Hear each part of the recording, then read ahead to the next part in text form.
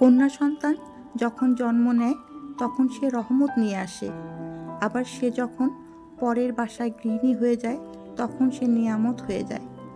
আবার সে যখন মা হয় বা বৃদ্ধ বয়স হয় তখন সে বরকত নিয়ে আসে। মহান রব্বুল আলামিন আমাদেরকে কত সুন্দর সুন্দর প্রশংসায় ভূষিত করেছেন, তাই না? আসসালামু আলাইকুম, আমি লুনা দিনাজপুর থেকে আপনাদের সাথে আছি। আশা করছি যে যেখানে আছেন ভালো আছেন, সুস্থ আছেন। আলহামদুলিল্লাহ, আমরাও অনেক ভালো আছি। এই যে আমি ধোসা বানিয়ে নিচ্ছি, এগুলো কিন্তু ধোসা না, এগুলো হচ্ছে আটার গোলা রুটি, কিন্তু একদম ধোসার মতো মচমচে হয়ে যাচ্ছে। আমার তো খুবই ভালো লাগছে বানাতে, মনে হচ্ছে এর মধ্যে একটু মশলা দিলে ধোসাই হয়ে যেত, কি বলেন, তাই না? আমি কিন্তু এর আগে কখনো এইভাবে বানাইনি, আজকেই ফার্স্ট ট্রাই করলাম, তো দেখছি ভালোই, তো বেশ সুন্দর হচ্ছে। আর আমার ভিডিওটা যারা দেখা শুরু করছেন বা আগামীতে করবেন, সবাইকে বলে রাখি প্লিজ একটা লাইক দিয়ে দেখা শুরু করবেন, আর যদি ভালো লেগে যায় সাবস্ক্রাইব করে নেবেন, আর সুন্দর সুন্দর কমেন্ট করবেন। আপনাদের একটা লাইক আমাকে অনেক দূরে নিয়ে যাবে। চা দিয়ে গরম গরম ধোসা খাবো, তার আগে এক গ্লাস পানি খেয়ে নিলাম।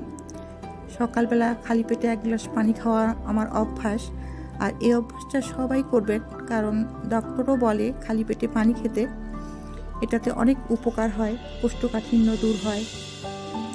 এই তো চা খাচ্ছি আর ধোসা খাচ্ছি। মালিহার আব্বু এখনও ওঠেনি, তার নাকি রাতে ঘুম হয়নি। এদিকে গতকাল কিছু গ্রোসারি আইটেম নিয়ে এসেছিলাম, এগুলো ছিল না, টিস্যু, তারপর ডিটারজেন্ট, হুইল, যা লাগে আর কি সংসারে টুকটাক জিনিসপত্র, সেগুলো নিয়ে এসেছি। ওগুলোই এখন আনবক্সিং আছে, এখন বক্সে বক্সে করে রেখে দিব। দুধের যে দাম, আমি এখন লিকুইড দুধই খাওয়া শুরু করেছি। এই দুধের দাম ছিল কিছুদিন আগেই 50 টাকা, এখন হয়ে গেছে 60 টাকা। কি আর করা, খেতে তো হবে, একটা না হলে আরেকটা, এই আর কি। ড্রাই যেগুলো দুধ পাওয়া যায় সেগুলোতে আমার এখন মনে হয় পোষায় না, এই দুধটা নিলে তাও একটু মনে হয় যে কিছুটা সাশ্রয়ী হয় সব দিক দিয়ে, তাই এই আড়ঙ্গের দুধগুলোই আমি এখন নেওয়ার চেষ্টা করি। আর এখানে সব কিছুই আমি রেখে দিই, যেমন ডিটারজেন্ট, সাবান, যেগুলো লাগে আর কি সেগুলো। আর এখন টিস্যুটা খুলে নিচ্ছি, টিস্যু হোল্ডারে রেখে দেবো। অনেক দিন ধরেই টিস্যু ছিল না, তো ভাবলাম যে এটাও নিয়ে নিই। এই মোটামুটি সব কিছু এগুলো গুছিয়ে নিলাম, আর কিছু কফি এনেছিলাম, তো কফিটা এখন এখানে রেখে দেব। সবাই সুন্দর সুন্দর টি কর্নার, কফি কর্নার বানায়, আমারও ইচ্ছে হচ্ছে তাদের দেখে দেখে বানাতে, মানে ভালোই লাগে, বেশ সুন্দর লাগে জিনিসগুলো আমার কাছে। কেন জানি এই জিনিসগুলো আমাকে খুব টানে। ইনশাল্লাহ ভবিষ্যতে আমিও একটা বানিয়ে নিব। এই তো কাজের মধ্যে তো বেডরুম গোছানো, ড্রয়িং রুম গোছানো, ডাইনিং গোছানো, এগুলোই, তাই না? এগুলোই আমাদের নিত্যদিনের কাজ। এর মধ্যে একটু ঘোরাফেরা, একটু খাওয়া দাওয়া, এই তো এটাই চলতে থাকে। যতক্ষণ ততক্ষণ মানে চলতেই থাকবে এগুলো, মানে ইচ্ছাটা আর কি। বেডরুমটা গুছিয়ে নিলাম, তো এই যে গ্লাসটার মধ্যে অনেক কিন্তু ধুলাবালি পড়েছে। শীতের দিন হয় কি একটু ড্রাই আবহাওয়া থাকে, তো একটুতেই সব কিছু ধুলা ধুলা হয়ে যায়। তো আজকে এই গ্লাসটা একটু ক্লিন করে নিই, গ্লাস ক্লিনার ছিটিয়েই ক্লিন করব।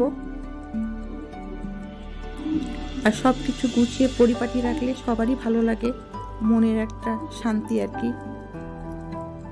আর আমি সাধারণত যে গেঞ্জির কাপড়গুলো হয় না খুব নরম, সেগুলো দিয়ে এই মোছামুছির কাজগুলো করি। রুমাল কিংবা অন্য কিছু দিয়ে কেন জানি আমার ভালো লাগে না, পাতলা নরম কাপড় দিয়ে আমি মুছতে বেশি স্বাচ্ছন্দ্য বোধ করি। হয়ে গেল পরিষ্কার করা।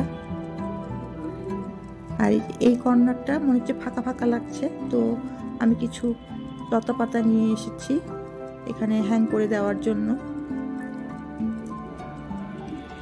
এই তো কেমন লাগছে বলেন তো? আমার কাছে তো বেশ ভালো লাগছে। আপনারা কিন্তু কমেন্টের মাধ্যমে জানাবেন এই কর্নারটা কেমন লাগছে। এদিকে রান্নাও মোটামুটি হয়ে গেছে। ফুলকপি, গাজর, আলু এগুলো দিয়ে একটা সবজি করেছি, ভাজি করেছি, আর কপি আলু দিয়ে গরু মাংসর ঝোল, আর সাথে টমেটো সালাদ। এই তো ছিল আজকের মেনু। আমি যখন ভাড়া ছিলাম তখনও কিন্তু আমি বাসাবাড়ি সব পরিপাটি করে গুছিয়ে রাখতাম। কেন জানি পরের বাসাকেও আমি নিজের বাসা করেই মনে করতাম। কখনোই মনে করতাম না যে এটা অন্যের বাসা। এখন দুপুরের পর আমি বাবার বাসায় চলে আসলাম। ছোট ছোট গাছে কি সুন্দর বেগুন ধরেছে, তাই না? এসে দেখি আমার মা বাসায় নেই, একটা দাওয়াত খেতে গেছে। তা আমি ঘুরে ঘুরে একটু গাছগুলো দেখলাম। এখন একটু বাইরে বসেছি, সবাই বুট মুড়ি চা খাচ্ছি। আর আমার বাবা মা ভালোই আছে, সবাই দোয়া করবেন। এটা হচ্ছে আমার আরেক বোন, সে আমার বাবা মার টেক কেয়ার করে। আসসালামু আলাইকুম, আল্লাহ।